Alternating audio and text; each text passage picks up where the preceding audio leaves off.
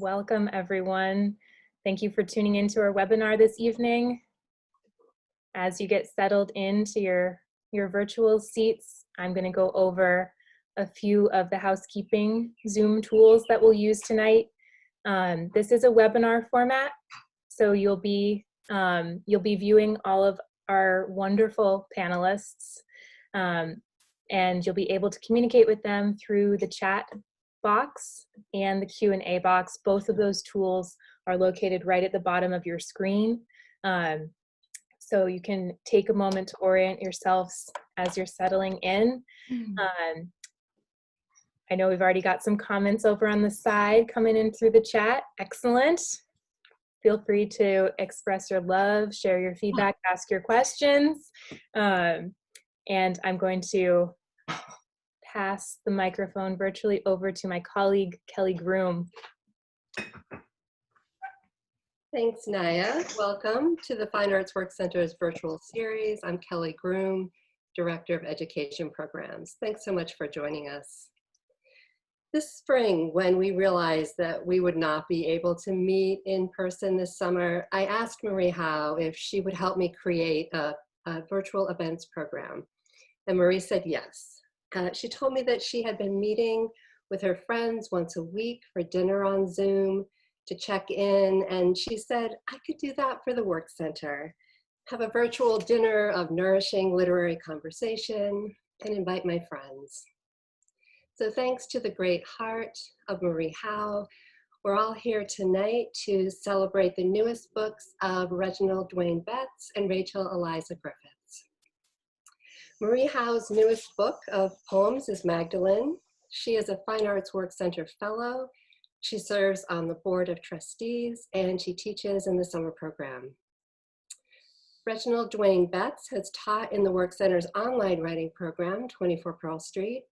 He is the author of 3 collections of poetry, most recently Felon, and a memoir, A Question of Freedom. Rachel Eliza Griffiths teaches in the summer program, and her newest poetry collection is Seeing the Body. So Marie, thank you so much, and over to you. Kelly, thank you so much, and thank you, Naya, for your help, and thank you to Rachel, Eliza, and to Dwayne for joining me here. I'm so happy to see you both. Thank you to the Work Center for being the Work Center. As you say, I was a fellow so long ago, in 1983, and you know, the Work Center really began to form. It was sort of one of the pillars of my life, one of the architectural pillars, because of the values and of its founders, and because of the community it creates. I mean, the fellows before me, after me, everybody who teaches in the summer programs, everybody who comes to the summer programs, the whole community is wide and deep, and it quite literally means the world to me. I am so excited to see Dwayne Betts, who I met at the Work Center. Do you remember Dwayne? Yeah, I remember. This is a long time ago. It was my first workshop, actually. You did not expect to find me there, remember? I know Cornelius was supposed to be there, and I was like, oh, fuck. And you know, the wild thing is, like, I was the only guy in the workshop, and I basically had just got out of prison a few months before that. I know. And yeah, it was cool. I was terrified though. Rachel, I don't know if you know this story, but there's so much to say. We also want to say hello to everybody here. We're so glad you're with us. For me, this is what the world of writing gives us. It gives us brothers and sisters. It gives us mothers and fathers. It gives us a huge international, probably interplanetary family that we can read and listen to and learn from. And both of you have written the most extraordinary books. I was saying to Eliza, I was just weeping. I can hardly talk about your books. But just quickly, we have to tell the story, because I was teaching at the Work Center. Cornelius Eady, who I knew, who grew up in my hometown, we grew up in the same city, was ill, and I was asked to stay and teach his class the following week, and we put his picture up. Remember, Dwayne? You were so kind. You were so kind. There was all these women writing about their trauma and their stories, and you were just out of prison. And anyway, my daughter was very young at the time. She was 4 years old. And we were trying to find something for her to do. And there was a little theater, something going on at the other end of town, which really was just 2 girls dancing in a room. And I would watch them all day. But there was going to be a concert at the end. And she fell in love with Dwayne during some lunch or something and said, would you come to my performance? And he said, yes, of course I'll come. The last day of our class, Dwayne was ill. You were ill and you had to leave class. You were so ill. And when I walked down there to the Holiday Inn, to that big old room to see Inan do her performance, which was filled, as you might remember, with people of color. Dwayne, do you remember that? Yep. 40 people. Like, where are these people? Where did they come from? It was amazing. And there's my girl from China, still just a year and a half out of China, doing her little dance. And Dwayne, I'm sitting there next to Janine, and anyway, the last second, in comes Dwayne, who was so sick he had to leave class. He sits down, you were still so sick you could hardly speak. And I said, what in the world? And you said, I told that girl I would be here. And you have my heart for the rest of your life for that, Dwayne. It was cool. I benefited from it because I was so sick, and she said, "Oh, we should get him some Gatorade." Yes. And then we went and got me some Gatorade, and I felt better a little bit later. But yeah, that was great though. I remember. It's a beautiful thing. Meant so much to her. Anyway, there's so much to say. Rachel, Dwayne, everybody. Should we just see if anybody wants to say who's here? There's 100 people with us. Does anybody want to say where you are or who you are just before we really dive in here? You can just go to the chat and say, I'm in New York City. I'm in North Carolina. Oh my God, there's my cousin Susie from Toronto. Can you all see? Can you all see in the chat? Yeah, yep. I'm in Boston, Provincetown, Portland, Oregon, Queens. Hoboken. Wow, I always wanted to say Hoboken out loud, right? Like I always wanted to say Hoboken. New Hampshire, Gainesville, Rhode Island. You take it away. Or Eliza, say some of these. It's going so fast. It's like Philadelphia, Berkeley, Yonkers, Birmingham, Alabama, Chatham on the Cape, a Bulgarian in Cambridge, 3 hours north of Toronto, upstate outside Woodstock, San Francisco, Albuquerque, Hudson Valley. Apparently I said Hoboken wrong. I wasn't going to say it. Now no one can say it right. How do you say it? Hoboken, right? I don't know. Oh yes, Hoboken. Yeah. Hoboken. Michelle from Spirit Rock. Accent on the first syllable. Someone just told us. Hoboken. Not wrong. Your way. Someone says. I like that one. Not wrong. Your way. Let's just take that and use it for the rest of our lives. Okay. This is West by God, Virginia. That's actually a place. West by God, Virginia. That's good. What? So how are you both? And you two have a story about how you met, which is very beautiful too. Eliza was sharing it the other day. Do you want to talk about that, Eliza? Yeah, I was saying that I've known Dwayne now since it was like 2006 when we met at Cave Canem. Yep. Was that 2006? Sorry, it was 2006 we met. I was saying yesterday when we did the trial, and it was like an amazing week. Like that week feels really pivotal to me. Like I remember specifically like Dwayne, and there's so many other poets though. Like that week was just such a thing. But then it was also Cornelius and Toy and Patricia Smith and Elizabeth Alexander. Yeah. Kwame Dawes and Rita Dove and Lucille Clifton were the guests. Yeah, that was And a it was great just, week. I never seen anything like this in my life. And so in this space, I got to meet Dwayne. And then we found out too, like we have DC connection. So we've been peoples for a long time. Yeah. Yeah, no, that was a long time ago. Yeah. I mean, time has gone by now. Well, you both, you know, I kept thinking earlier today about a quote by Stanley Kunitz. In a murderous time, the heart breaks and lives by breaking. Or we could even take away the in a murderous time, although it is a murderous time. We could say the heart breaks and lives by breaking. And both of you have written books, it seems to me, that come out of allowing that breaking to happen. But what I'm struck by is the generosity of your books, both of you. This out of the grief of the death of a mother, out of Felon. The book we're talking about by Rachel Eliza Griffiths is called Seeing the Body. And it's an extraordinary book in that it has not only the best paper I've ever felt in a book recently in the last 30 years, but it has photographs throughout. You're a wonderful photographer. Everybody knows that. So that it's really hefty. There's so much going on in here.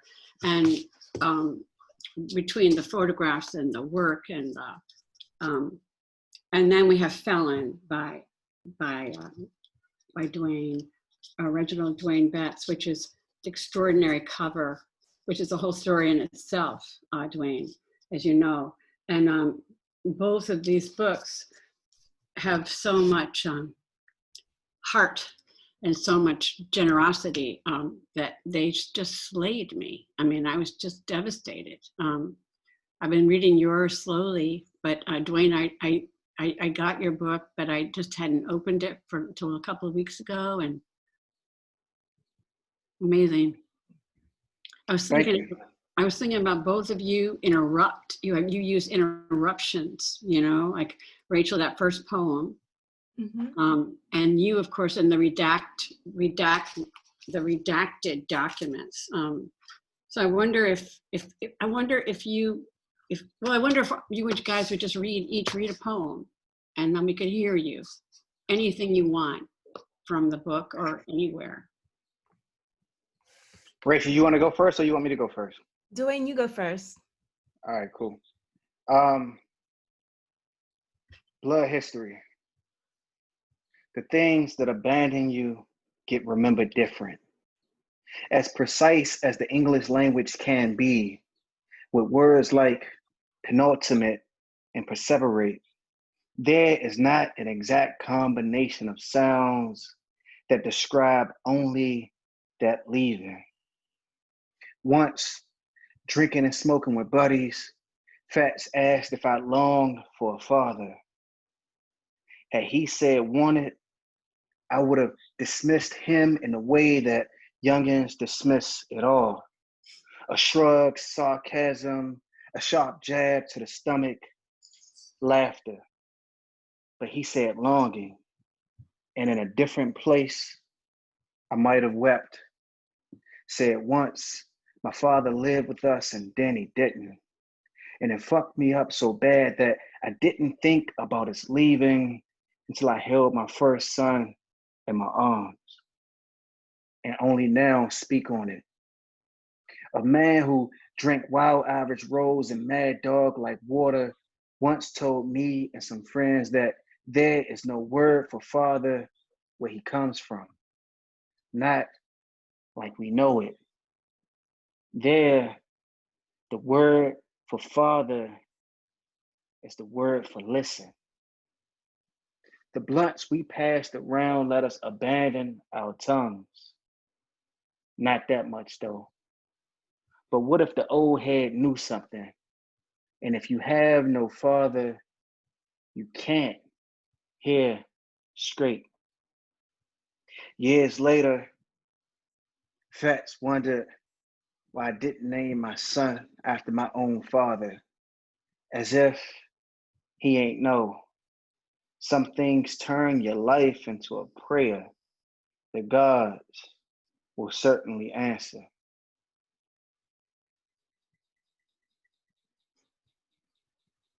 Thank you.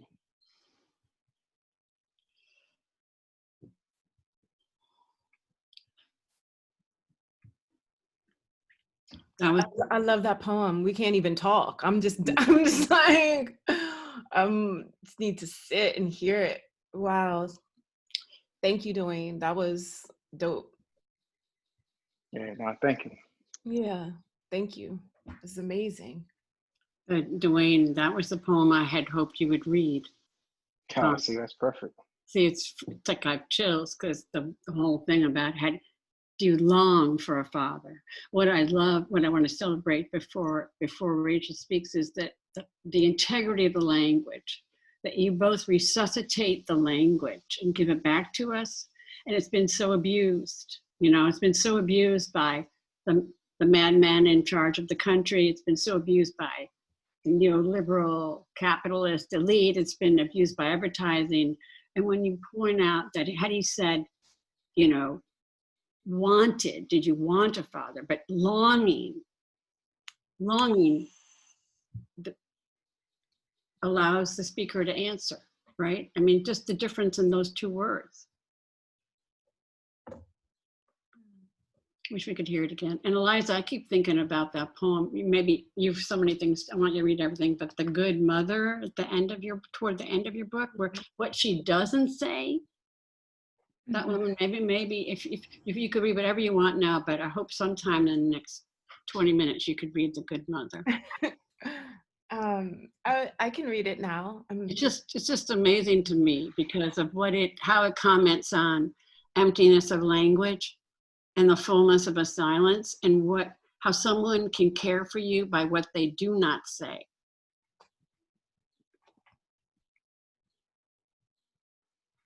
Okay. People are saying that people want you to read that poem again, Dwayne. So good. So maybe we'll come back to it if you're up to it. Yeah, we'll come back. I'll read it again. Thank you. Okay. So this is Good Mother. Praise the woman who took me in her arms and wouldn't let go of me. We sank to the floor in the middle of the aisle in Rite Aid. It was a late morning and I walked slowly, furious that spring could still be so wonderful. Magnolia tempted me to forget about my mother for a few minutes. I stared at a Brooklyn blue sky through branches clasping pear blossoms. The limbs shook in sunlight. My eyes adjusted when I went into the pharmacy and realized everywhere I looked, the world announced it would soon be Mother's Day. Something ripped itself out of me, a howl so wide I thought I would burst. The woman near the counter understood right away, the way my mother once understood I had been born in a specific sadness.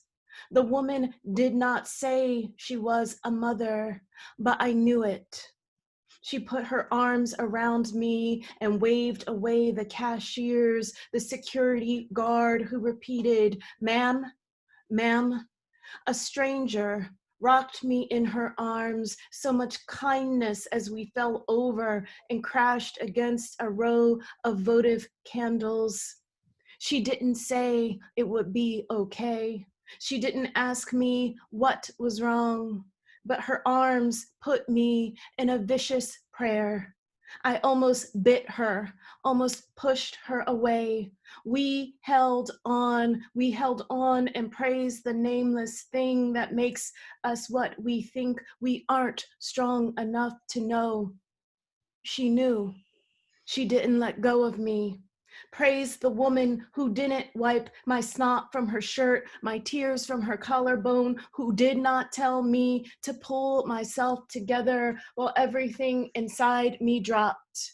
Crushed bones, blossoms pushing through my mouth, a word, mom, mom, mom. This broken bird song of mine with no bird, no wing, no way to fly back through time. Praise the woman who did not leave me like something suddenly dead on the sidewalk with a breeze blowing over its face.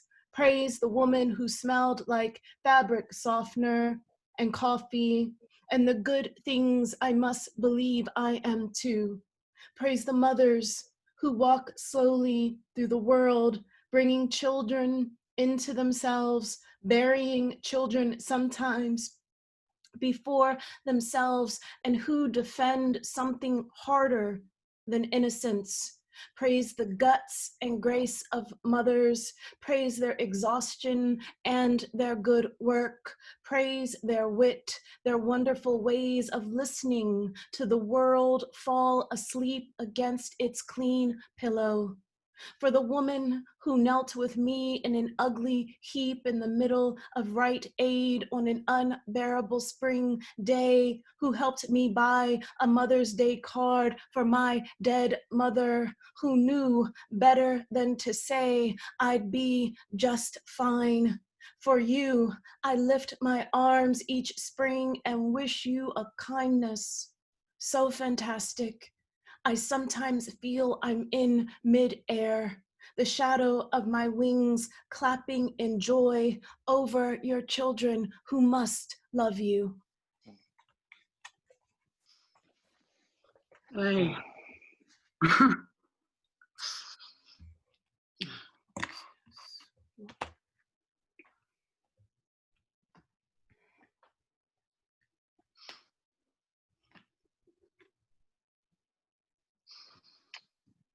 Damn, that was good, Rachel. Thank you, Dwayne. The ugly. You also have really good lighting. I just wanted to compliment you on that too. I just, And background. Look at her background. yeah, I expected that, but like, I'm a photographer, y'all. I know, but I got a fancy camera for this, and I was like, oh, Rachel gonna be impressed. I got this camera. I am It looked like I impressed. got it, but I can't see myself. It's cool because you can't see me crying. I was like, yo, I was listening. I was like, oh.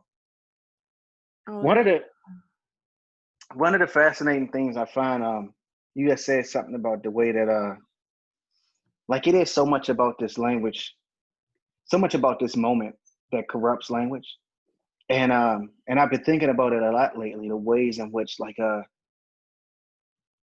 you are almost expected to say a certain thing to be the person people imagine that you are when they first see you. And it like happens across the board. I almost hit this kid the other day in my car. And I didn't really almost hit him, right? I mean, it's being recorded. I don't want you to think I really almost hit this kid. But what happened is the family was split up on each side of the road. And so I was slowing down and the kid was deciding, was he gonna go with his folks or go to the other side? So I was completely slowed down, but somebody was making a joke and it was like, you almost hit that boy in the Trump hat, in the MAGA hat, right? And it hit me because I didn't even notice his MAGA hat. Right. And my folks was making a joke, but it hit me that like we have gotten to a place where the cues suggest who we are before anything else, and we adopt the cues. We wear the MAGA hat to say something about who we are, or we have a certain kind of posture. But what's beautiful about the poem is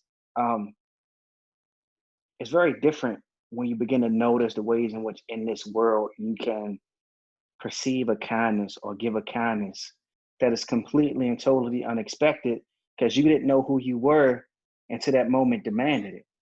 And I find that like that's the way that you dramatize that moment was so sort of unsettling and unexpected and beautiful, because it reminded me at least that that it's kind of cool to prepare yourself to surprise somebody in need, you know? Mhm.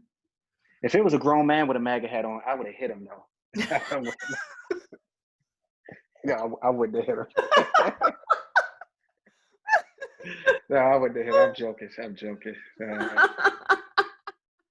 I wouldn't have hit him. I can't even see. That's the funny thing about it. I was like, I couldn't even see what his hat said because I'm blind, you know. But Oh God. Dwayne, can you talk about the redacting? I want to show everybody. Can you see that? Wow. yeah, so I folded every single one of them down. The whole book's folded down, but like read this one, read that one, read this one. But they're amazing. Can you tell everybody what the documents are? So what's interesting is like well, anyway, what the documents are lawsuits written by this organization called the Civil Rights Corps, and that organization sues. They do a lot of things actually, but in these cases, they were suing localities and cities for incarcerating people because they couldn't pay small fees or because they couldn't pay their bill. And my thing is like poetry is meant to communicate with the world. And these legal documents are meant to protect the constitutional rights of, you know, American citizens. But none of us could really understand those legal documents. And I'm a lawyer, but I actually have no interest in reading a 70-page civil lawsuit. But I thought how profoundly disappointing it is that you got this document that's meant to express our desire for freedom, express our desire to have our constitutional rights respected, and people can't get at it. So I thought that as a poetic thing, what if I turned this highly bureaucratic language in a song? And my intention was to find out what current of the voices of the people existed in those documents. And so the way I use redaction as a revelatory tool as opposed to as a tool of obfuscation. And I did it with 4 different cases to show some variety and to show how you know, I could play with the text in different ways and still get to some approximation at the same endpoint. Do you want to read any one of them, or should we? I mean, yeah, I'll read one. I'm gonna tell you the truth, and this gonna sound like a humble brag, but I have because Blood History is the first piece of my solo show, and I know the first bit by heart.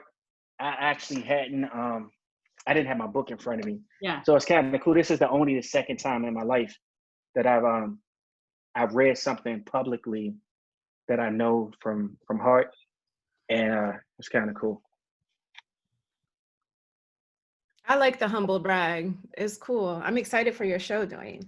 I was listening to your poem thinking I would love to memorize that. Now that I know how to memorize things, it's like we don't live in a generation that lives with poems in our hearts in the same way that I think previous generations that were required to do it. It's amazing because we have so much technology and such a feed on what's going on from Facebook to Twitter to Snapchat to Instagram that we've lost the basic ability to say, you know, I want you to hear this. I'll read the first page of this, the first couple pages. So this is in Missouri. In Missouri, et al. Versus the city of Ferguson.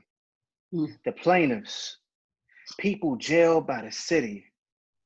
The city kept a human in its jail. The person pleaded poverty, held indefinitely, threatened, abused, left to languish, frightened. Family members could buy their freedom.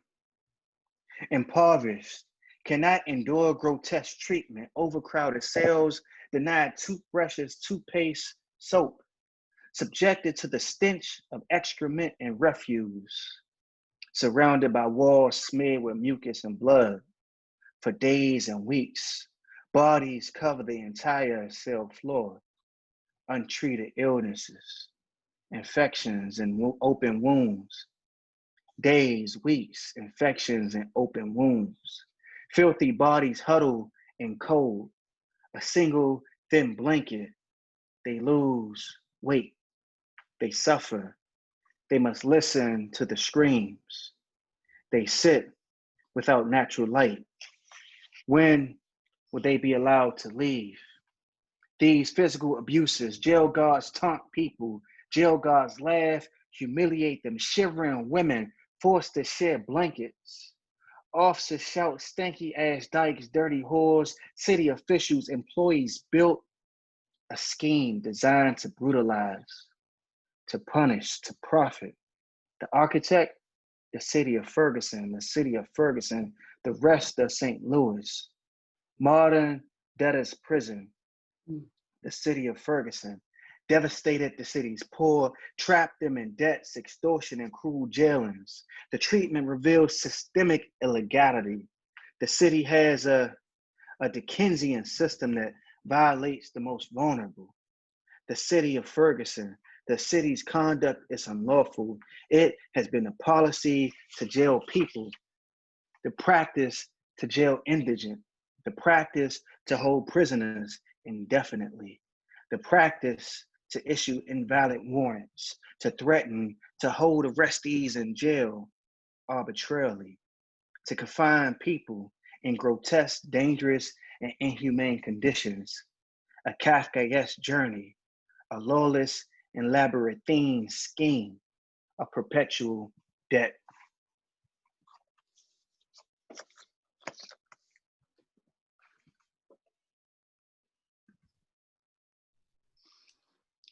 I learned a lot by reading these. I didn't know that you could work off your debt. Yes, Dwayne, this one, it's like to clean the blood and feces. I mean, it's just extraordinary what I learned. And I would never have read the document, but I read this poem and I learn from it, you know. 38-year-old father lives with his children, went to police after he learned he had warrants, traffic tickets, arrested, placed in jail, kept overnight, or I'm already thinking the children, they're home, what's happening, right? Kept overnight. He owed the city $1,600. The judge ordered him jailed, released if he served 23 days, told he could work off his debt, did not want to clean blood and feces, desperate, agreed to clean blood and feces from the jail floors, lost his job while he sat in jail. yeah, you know, they won some of these lawsuits and like won millions and millions of dollars. But the thing is, you gotta, I mean, what happens is, you know, you only treat people like that when you can't see them at all. Of course. And you know, like the winning of the lawsuit and the being able to collect that money and to fight and push more lawsuits to try to get justice is significant. But I think the most significant thing about what the Civil Rights Corps is doing with that work, and that executive director is Alec Karakastani's. But the most significant thing that they do, I think, is the same thing that me and Rachel try to do, which is how do you make the lives of people, you know, visible? Mm-hmm. And you know, I mean, I think it's kind of cool. I mean, we go back to 2006 and those conversations. That's the whole thing we were always talking about. You know, how do you write a poem to make somebody not just see you, but see the work that you're doing? Because people weren't weeping because, and this is the thing, people like, you know, how do you want people to feel about you when they read the poem? But what was really powerful listening to your poem, Rachel, is that, you know, it wasn't documentary. It wasn't like, I wasn't even asking myself, oh, do I need to check on my friend and ask what happened to her on some day at Ray Day? Like, that's not what the poem made me do. The poem made me think about my own mother. And I was looking at the comments, and the weeping wasn't out of like pity or anything like that for you. It was the fact that the words made all of us go inside ourselves and see the world in a more clear light, you know. And I think that's what the poems are trying to do. And it's cool. That's what I think Alec tries to do with these lawsuits. And so I'm thankful for him. But yeah. Did either of you read, or anybody listening or watching read in Lit Hub today, Major Jackson's piece? He wrote about how the demonstrations going on now, forgive me, Major, if I get this wrong, I'm afraid I'm gonna get it wrong, but something like that the demonstrators and the so-called designated white protesters are protesting to protect the inner lives of people of color. And he talked about that, like when you were saying, you could only do certain things to people if you do not see them or hear them or listen to them, as you know, that you can't. But if it's a good piece. He says it better than I can say, but this notion that what I loved about your poem, Rachel, is that with a woman, we don't know how old she is, what she looks like, nothing. All we know is that she loved the speaker in that poem. She responded with love. She did not respond with ma'am, or get out of the way, or this is an incident, or what, you know, it was just relationship. Her inner life and the inner life of the person weeping recognized each other.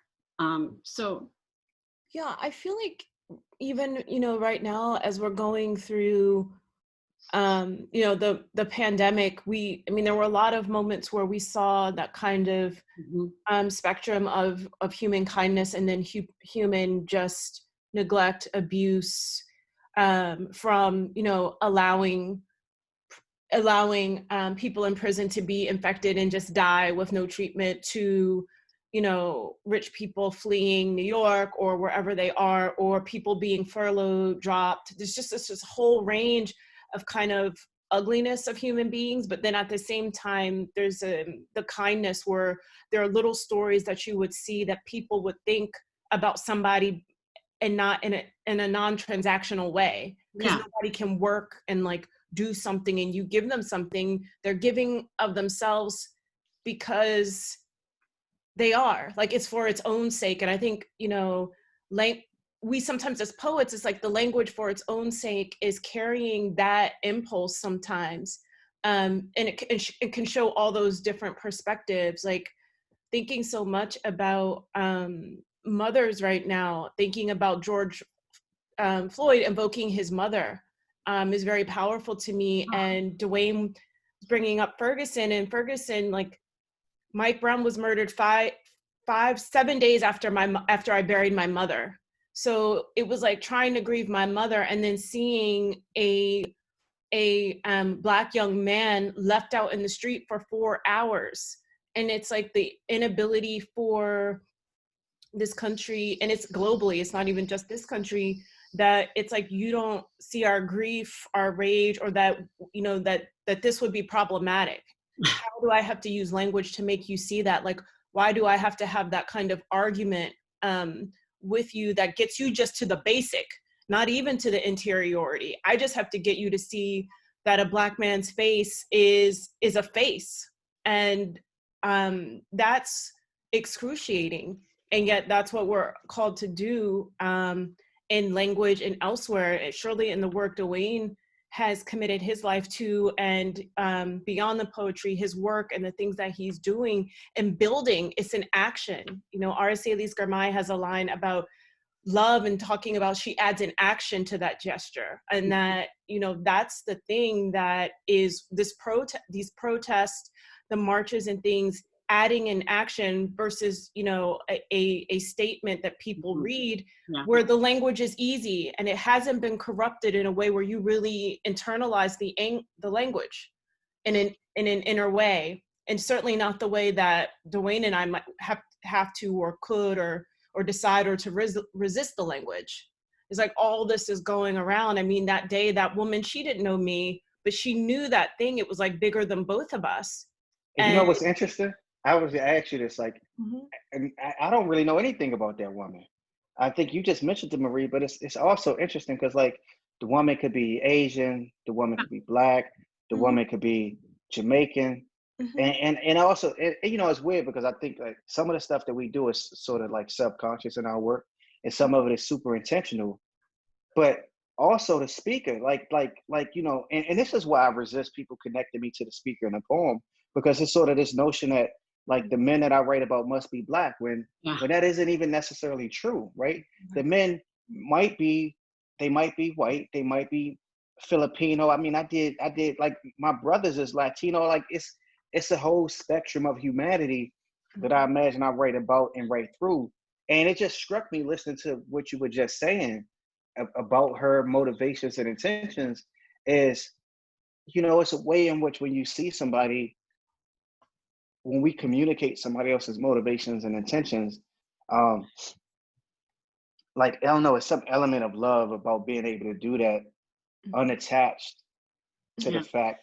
Like, I mean, I didn't almost hit the kid with the red MAGA hat on, right? But it's something about like me seeing him as a kid and being like, oh shit, I just scared this child, right? Of course. Not like, oh shit, I just scared this child, and you know he got a MAGA hat on, which means I'm actually like not racist because I should be happy. It's like no, it's no world in which you hit a kid with a car and you celebrate it. And I think though that we've gotten into a space where you know where power just is incapable of saying like this wasn't even a societal failure as much as it is an absolute human failure to put your knee on somebody's throat, on somebody's neck for 8 minutes. Like that is not just a failure of the police. That is sort of a profound failure of a human being. And what's interesting to me though, right, is part of the ways in which we protest and part of the ways in which we rally around that inhumane act is because we can now say that the person who did it is a criminal. And the reality is that our society, like most of our society, is okay with responding to people who we could assign the function and a notion of criminality. It is far more complicated to say that that our society actually has to respond to the part of our society that actually nurtures the ability for some subset of us to respond so harshly. In my book, you know, I mean, whatever, I'm talking too much, but I'll just say the one other point about my book is like, I try to write about, you know, sexual assault. I try to write about domestic violence. And I try to write about it in a way that says, you know, in all of this reckoning, the reckoning demands like far more than what we seem to have space for, right? Like, Well, it demands something else, and I don't know. Well, wait, but let's just think about that. The reckoning demands something more than what we have space for. How do we try to finish the sentence? It is something that every poem that goes to my belly, that hits me in the gut, that touches me deeply in my soul. It is something that poem figures out how to say. And it is something original in a sense that it goes somewhere that, like, I just hadn't been to the place where Rachel's poem took me in that minute. And that's providing something that the space demands that it actually was no room for before that poem. You know? Yeah. And that notion of, I mean, to like the MAG hat's a cliche, right? It's this symbol for something that kid is so much more complicated than the hat, right? And that to make space for each other's complexity. I mean, I waved at this kid, man. I waved at the family. I like had no idea that the kid had on the MAGA hat. So like, and they're like smiling and waving back. And so it's like even the costume that they put on, right, was like their like instinct was resisting the costume. right. And I think it's a way in which, I don't know. Exactly. So we have to keep taking it off, like taking off the costume, taking off the words, and the originality of being in the space. I mean, the Buddhists would say every moment is a new space to be in, right? But Stanley, I keep thinking of Stanley, because we're at the work center, but You know, he said we have to avoid, of course, cliches of speech, but we have to avoid cliches of thought and feeling as well. And I think the most provocative and enticing, attracting wrong idea is us and them. I mean, we just cannot have it anymore, us and them. I mean, that it's the whole thing is just, that leads to more death. That's it. Death of spirit, death of a language, death of any commonality we have. Rachel, you got to read us another poem. Yeah. Rachel, do. Yeah. I'll read the title poem because I'll circle back to the sense of like rupture and interruption that we've been talking about all this time. But even I was just thinking, Dwayne, just quickly, like back when 45 got elected, I had gone down to Washington, D.C., which is where I was born. And so it's like this birthplace, but then it has this thing that's bigger than me, and you're from D.C. And so I had gone down with my camera, and I went to Trump's inauguration because I wanted to see, like, I needed to witness and be there and take photographs and really be like, what, like, see this. And one of the things that happened is that I went into the National African American Museum of History and Culture, and there was a tour of children who had come from like somewhere else, but they were like 2 by 2 walking, and they all had MAGA hats on and shirts because they had come down because for them, they were coming to see Trump be inaugurated. But then they had come to this museum, and I'm about to walk into the private, you know, the Emmett Till exhibit, which is like kind of it's a room, it's like 2 rooms, it's small. So as I'm going in to see Emmett Till's original casket, and his mother's voice is a video, it's like an installation narrating his life and her experiences, I'm watching like 2 by 2 children who are in this costume, and it was so surreal and jarring to see these children and say, oh, they're children. But then at the same time, it's like, I'm like, Emmett Till's casket is here. And it, like, that rupture and that disjoint kind of collision of things is something, as you were speaking, it made me think about, because then in my own mind, I braced, I'm like, why are they in here? But then I'm like, well, they're children though. They're visiting a museum.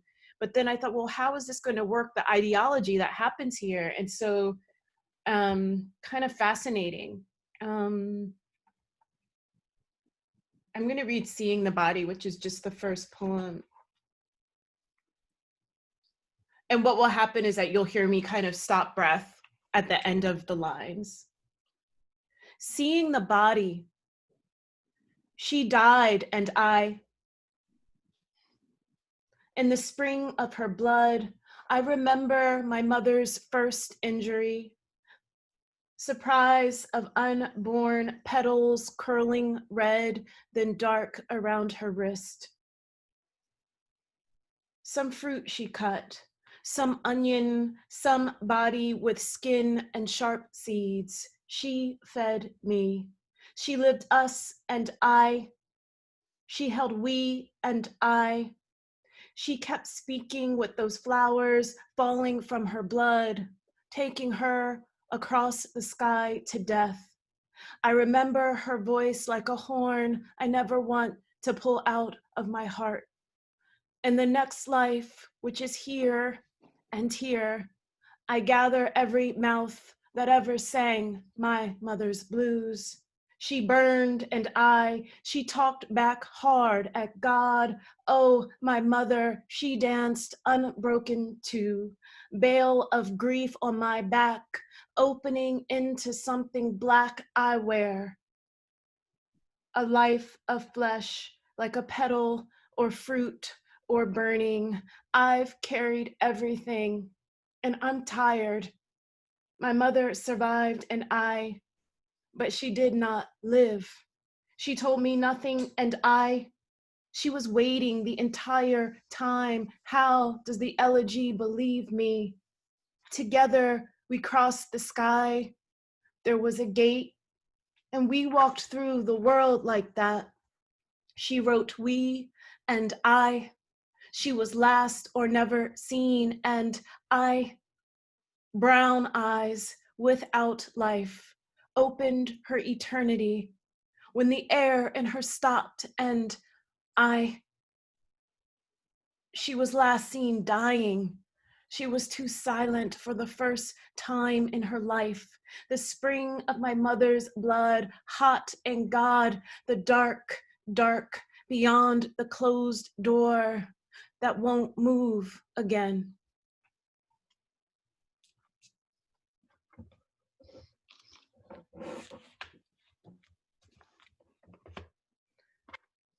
So, I don't even have anything.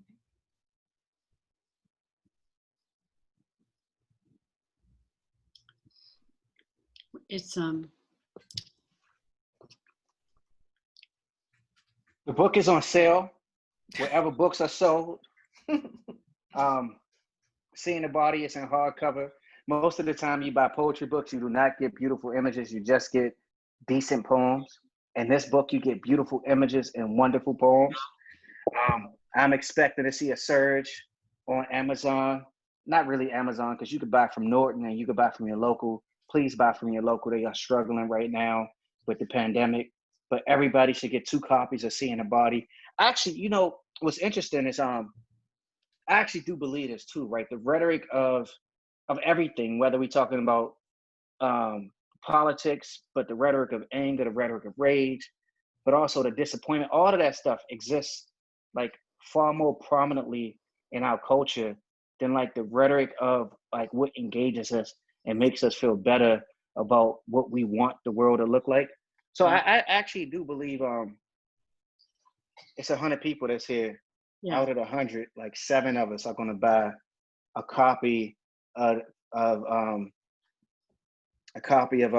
Seeing the Body for ourselves, but also a copy for somebody that we love. Because ultimately, I think, you know, that real push is to, you know, find a way to, I don't know why my camera lost focus. I know, I'm looking at your camera, Dwayne, and I'm like, wait, hit the button, move. Where's your tracking? I don't know, and it's just an expensive camera, you know. It is. I think it's romantic. It's kind of romantic. Wait, 2 things. It's 6:53. Come here, honey. Oh yeah. Dwayne, this is Inan again. Look. Oh, hey. I would tell you something, like you weren't nearly this big the last time I saw you. You weren't funny. This is my coolest story because, you know, I was so young and I just came home and I wasn't savvy enough to be trying to impress anybody. And I'm so happy that that I did the right thing that day. I was so sick. You're nearly old enough to know why I was sick. The thing is, they kept giving me alcohol. You can tell her. She's 20. I know, and I was like super dehydrated. I didn't drink water for a week. All I drank was like whiskey and cognac or whatever, how long ever the thing was. And man, I felt horrible. So anyway, I'm glad that I came and saw you dance because actually I think, you know, the beauty of the world is when you think keeping a promise matters, you know what I mean? And it comes back. So anyway. Mm-hmm. Did you hear her? Mental. It did? Oh, cool. Yeah, of course. So we have a few minutes and maybe people have questions. Mm-hmm. Anybody want to ask a question of anybody? There's mostly people are just using the chat.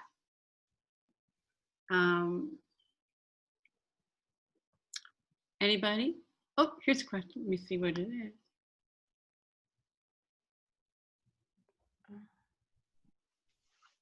Oh, this is a person who says that she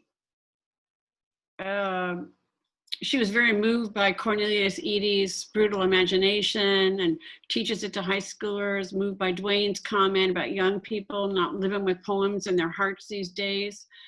I wonder what books or writers would you especially hope for young people?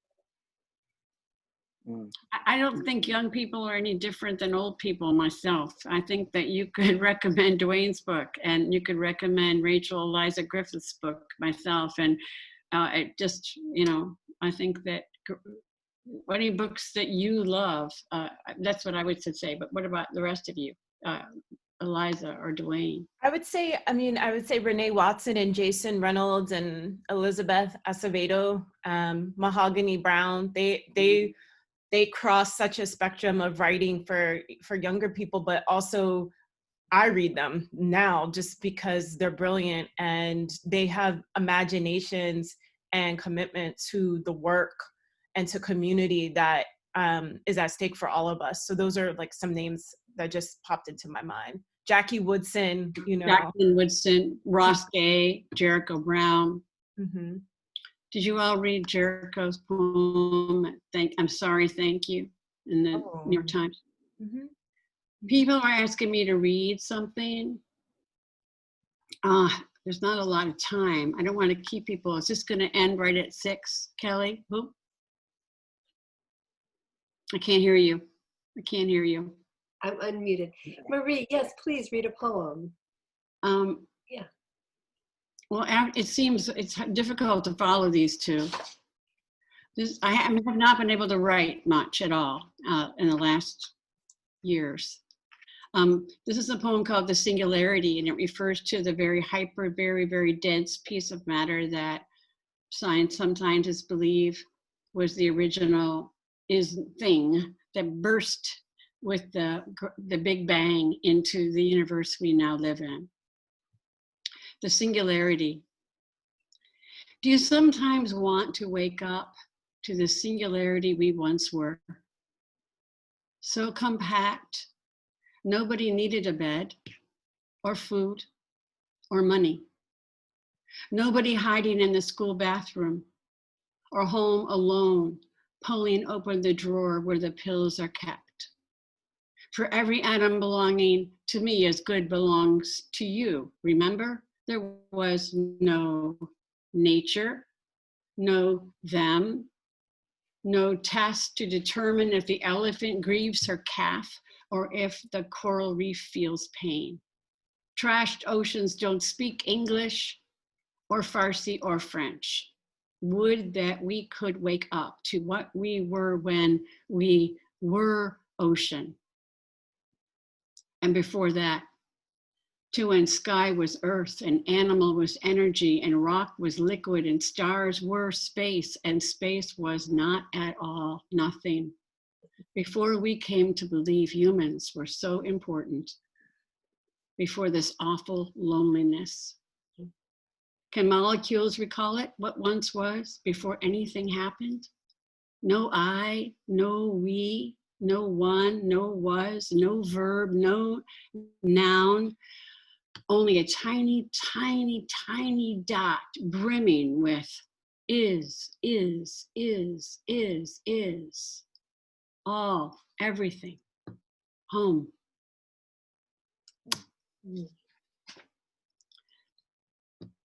Thank you, Marie. Oh my goodness. Thank you, Eliza. Like we just zoomed out of the earth. Like, I love it. I gotta give you about my book recommendation too. I couldn't figure one, but Go. I'm reading. I just say what I'm reading. I just finished reading Colson Whitehead's Nickel Boys, which I thought was phenomenal for a lot of reasons. So you should read that. And I'm So good. and then Natalie Diaz's book, you should read that. Post-Colonial Love Song. Mm-hmm. And I'm about to read this one, Girl, Woman, Other. First sentence is good, so you should read that too. And also I'm reading Barack Obama's memoir, Dreams from My Father, which actually is like Good. really revealing and like how he wasn't trying to be president when he wrote that book. I'm just convinced that he wrote that book trying to be on Oprah. Yeah, like and I find it like really a significant thing to read during these times because I actually think it's really good. I'm surprised at how good I think it is. So Have you read Michelle Obama's book? I'm not going to. Oh, why? Hey, she's not a writer. That's just like, Have you read that book, Dwayne? I read 11% of it. Okay, this is another discussion. And I ain't gonna have no more friends because y'all just asked me if I read Michelle Obama's book, and I said no. I feel like I was set up. Michelle Obama's book is amazing. There you It is go. phenomenal.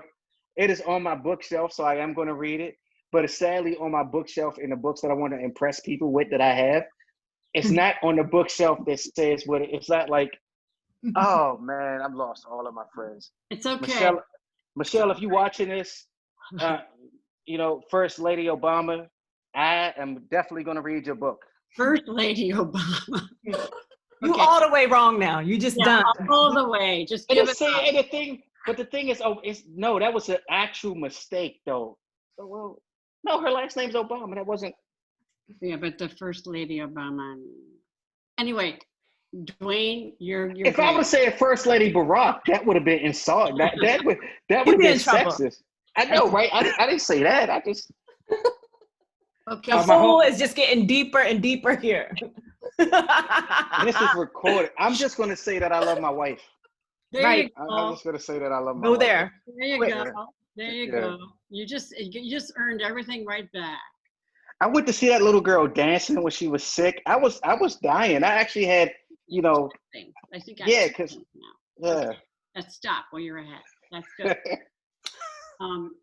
Naya, thank you for your help. Kelly, groom, fantabulous person, wonderful creator who makes the space for everybody to be who they are. Thank you so much, Kelly. It's your superpower. It's amazing.